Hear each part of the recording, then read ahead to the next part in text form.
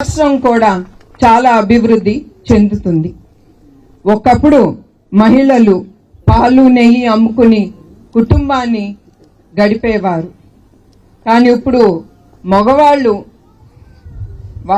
Business చేయనే, లాభాలు రాపోనే.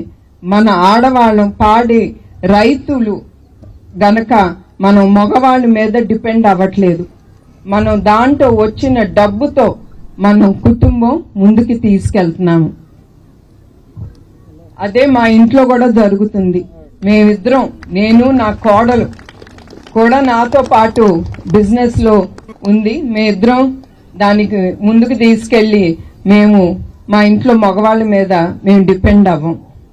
So అట్లానే మీరందరూ కూడా ఇండిపెండెంట్ గా, మహిళలు ఎస్పెషలీ మీరందరూ ఇండిపెండెంట్ గా ఉండాలి. మీ స్వతహాగా మీరేదో ఒకటి సంపాదించుకుని మీ హస్బెండ్స్ మీద డిపెండ్ అవ్వకూడదనే నా కోరిక.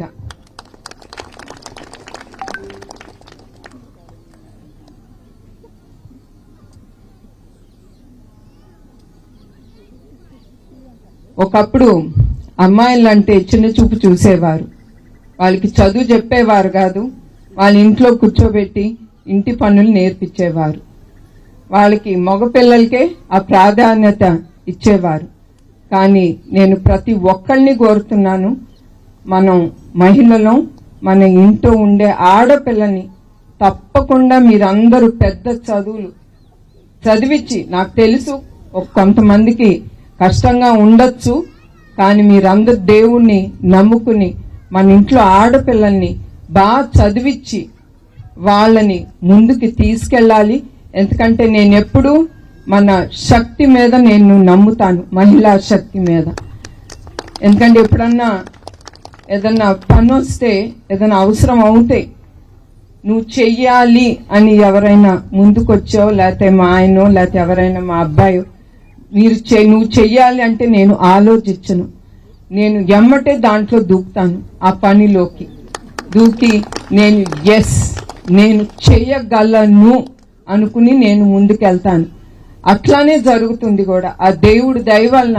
ఎందుకంటే మనం ఫోకస్ అంతా ఆ పని మీద పెడతాం. అందుకే ఆ దేవుడు మనకి ఆ శక్తి ఇస్తాడు. ఏ పనైనా నాకు తెలిసి మనం తప్పకుండా విజయం సాధించగలం. నేను ఇంట్లోనే ఉండుంటే హెరిటేజ్ సంస్థ ముందుకెళ్లేది కాదు.